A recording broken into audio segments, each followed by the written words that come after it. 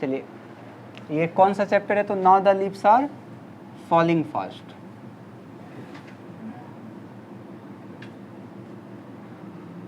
इसका ये question answer है। देखिए, पहला क्वेश्चन क्या कहा जा रहा है कि what does the poet mean when he says now the leaves are falling fast. बताइए, इस लेखक का क्या मतलब है कि जब उन्होंने कहा कि अब पत्तियां तेजी से गिरने लगे हैं, तो उनका एक बात ये था कि अब लोग क्या हो रहे हैं, तेजी से मरने लगे हैं। तो क्या लिखिएगा यहाँ पे, life of human is running fast.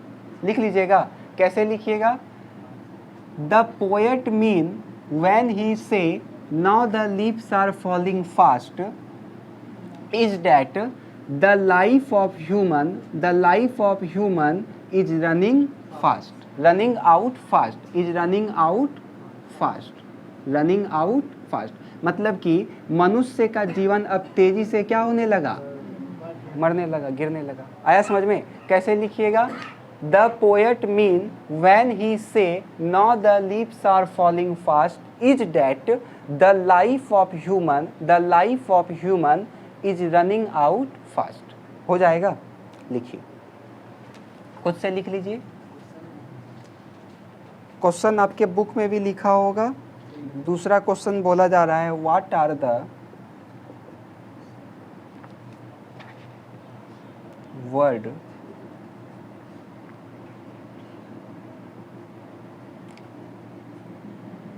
in the second stanza that suggest death and the effort of death on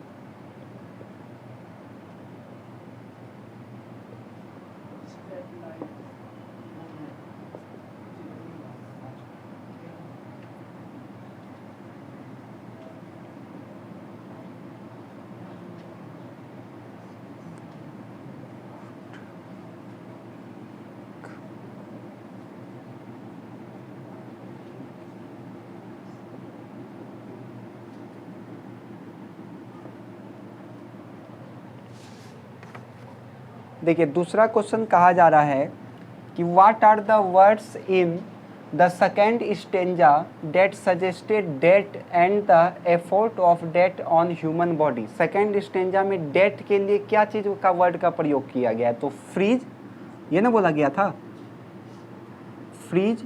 तो क्या लिखिएगा? The word freeze in the second stanza that suggests death and the effort of death on human body। लिख लीजिएगा। Simple लिखना है आपको, freeze the word, यहाँ से भी आप लिख सकते हैं या फिर आप इसे भी लिख सकते हैं, the word freeze in the second stanza that suggested death and the effort of death on human body. आया समझ में? लिखिए, क्योंकि ये वाला क्वेश्चन को अच्छे से कराना होगा। जल्दी लिखिए दोनों का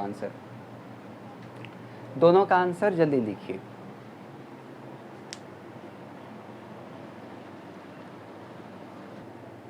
तीसरा नंबर क्वेश्चन को ध्यान से समझिएगा क्योंकि ये बहुत इंपॉर्टेंट है। How do we complete our last journey to the grave. Grave का हिंदी क्या होता है बताइए? कब्र। हम अपना जर्नी को कब्र की और कैसे समाप्त करते हैं, कंप्लीट करते हैं। तो कैसे करते हैं उसी को आपको लिखना है, इसलिए इसको ध्यान से समझिए। सबसे पहले किसी के सोल मतलब आत्मा को क्या किया जाता है? सीज किया जाता है। सीज मतलब उसको रोका गया, उसके बॉडी से निकाला गया उसको। अब उसके बाद कौन करता है इसका सीज? मैसेंजर ऑफ डेथ, ये ना, whispering neighbours, messenger of death के द्वारा उसको बॉडी को क्या किया गया? सीज किया गया, जिस कारण से उसका बॉडी कैसा पड़ जाता है? ठंडा, फ्रीज हो जाता है, ये ना। फिर उसके बॉडी को हम लोग कहाँ रखते हैं? कॉफिन में, ये ना। अच्छा, कॉफिन में रखते हैं कैसे? उसको लवा करके ना। पहले उसको, उसका बॉडी को हम क्या करते हैं? धोते हैं। हम लोग में भी देखते हैं ना, बॉडी धो करके जलाने के लिए लेके जाया जाता है। कॉफिन में रखने के बाद उसको हम लोग कहाँ ले जाते हैं? कब्रिस्तान। तो कब्रिस्तान ले जाने के बाद हम उसको क्या करते हैं? मिट्टी में यानी कि कब्र में हम उसको क्या कर दिए, रख देते हैं, दफना देते हैं। बात समझ में आया? अब इसी को आपको इंग्लिश में बोलना पड़ेगा, तो कैसे लिखिएगा इसमें? फर्स्टली वंस सोल सीज्ड, सबसे पहले किसी के आत्मा को सीज किया जाता है, किसके द्वारा? तो विस्परिंग नेबर्स या फिर मैसेंजर ऑफ डेथ के द्वारा हो जाएगा। Firstly once soul is seized by messenger of death. Clear है यहाँ तक में? Firstly once soul is seized by messenger of death हो जाएगा यहाँ तक में। तो फिर देन हीज बॉडी फ्रीज, तब उसका बॉडी क्या हो जाता है? फ्रीज हो जाता है, जम जाता है, ठंडा हो जाता है। ठीक है यहाँ तक में? Then his body put in coffin, that then his body put in coffin after bath, and finally some people take him मतलब ले जाना, कहाँ ले जाएगा? तो कब्रिस्तान, केमेट्री लेकर के गया और फिर उसके बाद उसको कहाँ रख देता है? कब्र में रख देता है, पुट इन द ग्रेव। बस हो गया, काम खत्म। आया समझ में? कैसे बोलिएगा उसको फिर से समझिए। सबसे पहले इसमें लिखिएगा firstly once soul is seized, आत्मा का क्या बताए थे आपको, पिछले क्लास में भी बताए थे, सोल। तो क्या लिखेंगे? फर्स्टली वंस सोल, वंस मतलब किसी एक का, firstly once soul is seized by messenger of death, firstly once soul is seized by messenger of death हो गया। Then his body freeze, then his body freeze, then his body freeze, then his body put in coffin, then his body put in coffin after bath, then his body put in coffin after bath. Finally some people take him cemetery and put in the grave. आया समझ में? याद हो गया ना? लिखिए।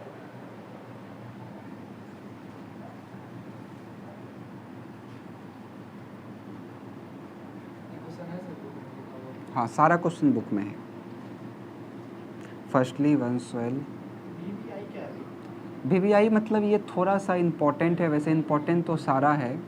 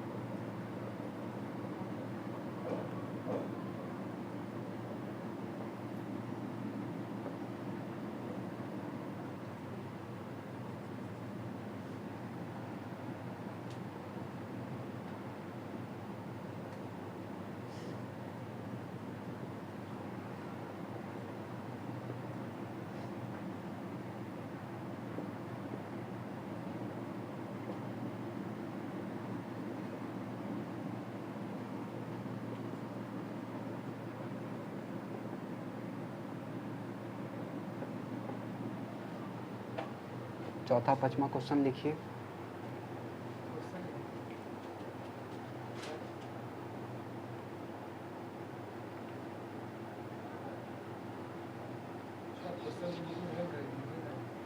आपकी इच्छा। हो गया लिखा हुआ? चलिए आगे समझिए। What do troll do in leafless wood? Troll क्या करता है? तो आपको हम बताए थे, troll run scolding for their foods. आपको सेकेंड या थर्ड पैराग्राफ में स्टेंजा में लिखाए थे कि troll run scolding for their food. हो जाएगा यहाँ तक में। Here troll means difficulties and leafless wood means hopeful life, hopeless life मतलब बिना कोई आशा का जीवन। कैसे इसको हम लोग लिखेंगे? तो सबसे पहले लिखिएगा आप, trolls run scolding for their food. Troll runs scolding for their food. Troll runs scolding for their food. Troll runs scolding for their food. Here troll means difficulties and leafless wood means hopeless life.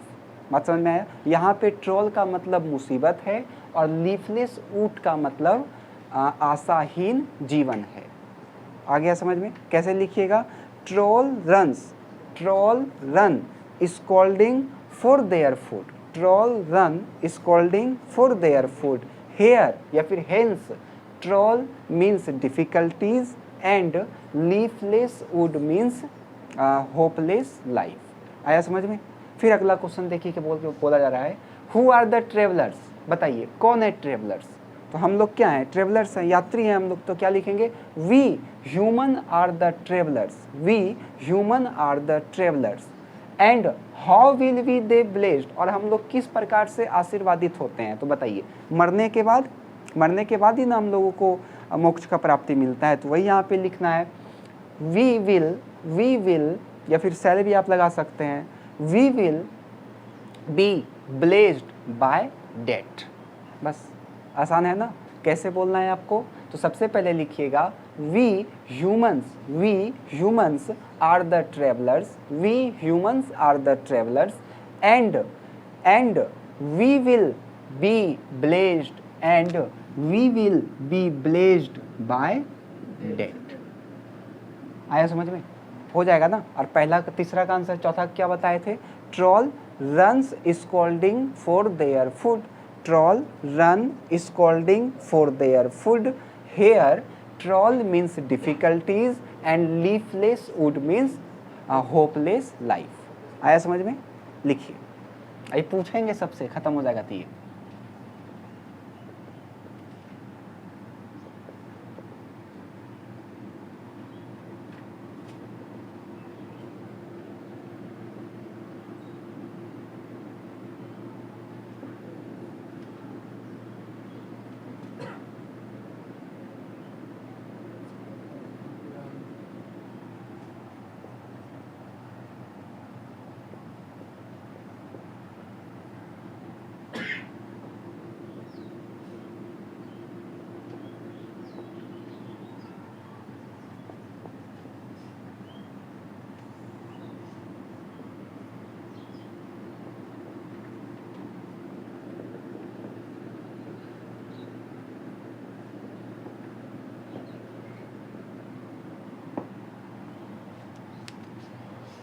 लिखिए,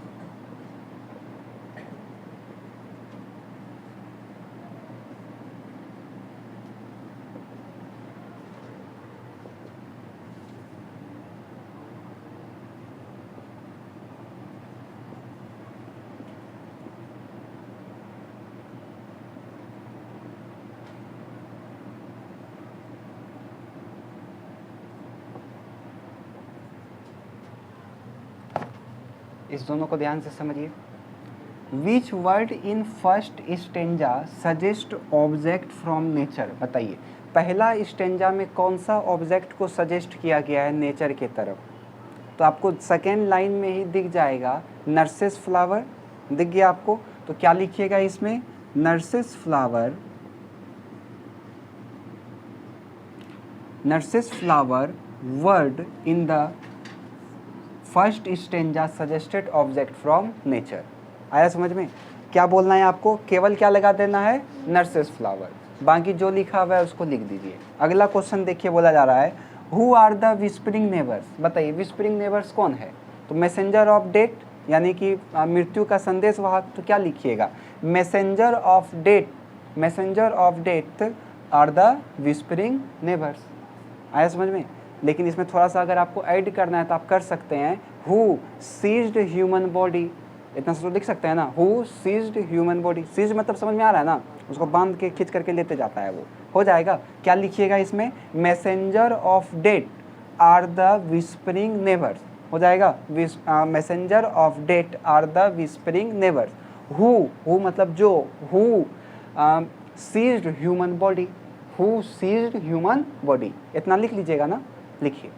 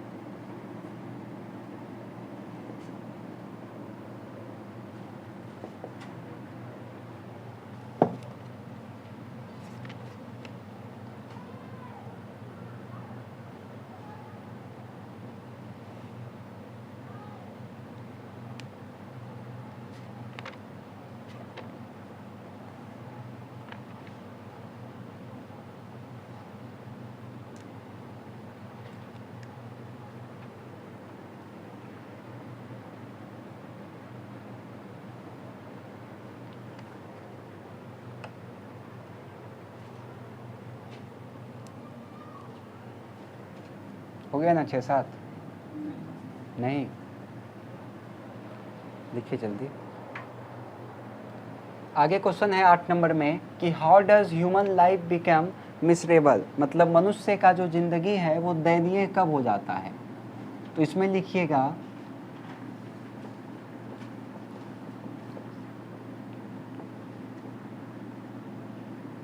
और illness, illness का हिंदी क्या होगा, बीमारी, और स्टार्व्स मतलब हो जाएगा भूख, और एक्सप्लॉइटेड मतलब हो जाता है शोषण।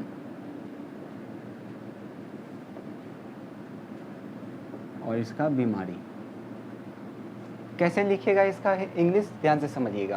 How does human life become miserable, मतलब मनुष्य का जो जीवन है वो कैसे दयनीय हो जाता है। तो इसमें सिंपल आंसर है, when the human life is exploited, starves and suffering from illness, then human life became miserable। याद हुआ? 3 वर्ड आपको याद रखना है, पहला एक्सप्लॉइटेड, दूसरा स्टार्व्स, तीसरा इलनेस। आप तीनों को जोड़ करके सेंटेंस बना सकते हैं। क्या लिखिएगा, तो लिखिएगा when the human life is when the human life is exploited, starves and suffering from illness, then human life become miserable. याद हुआ? When the human life is exploited, starves and suffering from illness, then human life become miserable. हो जाएगा. अंतिम question है, उसको भी देख ही लीजिए. In what way will the travelers be blessed? किन तरीके से ट्रेवलर्स ब्लेस्ड हो सकते हैं, आशीर्वादित हो सकते हैं? दो तरीका है. पहला तरीका तो हो सकता है कि आप सच्चाई के राह पे चलिए, और दूसरा आप बेईमान नहीं बनिए, बल्कि क्या बनिए? ईमानदार बनिए. तो क्या लिखिएगा? If human leave their life, if human live their life with truthfulness and honesty. सच्चाई का क्या हो जाएगा? ट्रूथफुलनेस, और ईमानदार का क्या हो जाता है? होनेस्टी. तो क्या लिखेंगे? If we humans live our life with truthfulness and honesty, then the travelers be blessed. आया समझ में? हो जाएगा. If we humans live our life with truthfulness and honesty, then travelers be blessed. है ना आसान? लिखिए.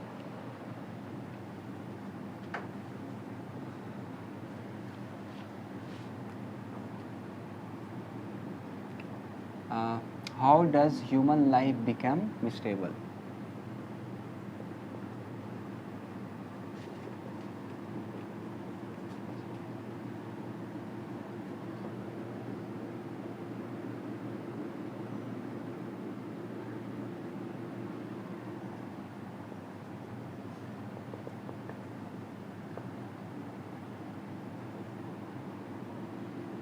इसको यहाँ पे लिख दीजिएगा.